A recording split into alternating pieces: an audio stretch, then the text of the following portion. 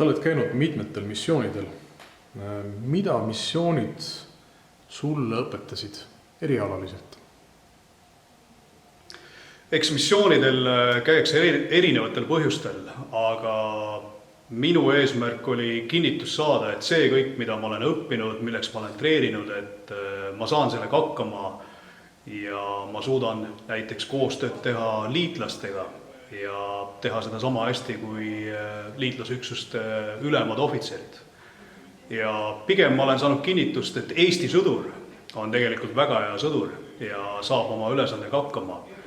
Ja kogemus, tohutu kogemus, see on see peamine, mis ma olen kindlasti missioonidelt saanud. Ja kogemus omakorda annab enesekindlust ja annab sellist head motivatsiooniga jälle edasi püüelda. Iga missioon on väljakutse eeskätt iseendale. Mida õppisid iseenda kohta? Eks ma iseenda kohta missioonidelt õppisin päris palju ja eks sealt tuleb välja ka sellised tugevused ja nõrkused.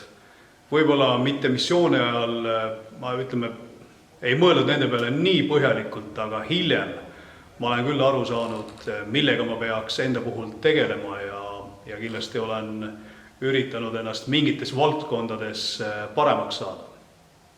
Et mida ikka missioonidel vaja on sellist head juhtimisoskust, inimestega suhtlemise oskust, et sellega ma olen ka tänu sellele tegelenud.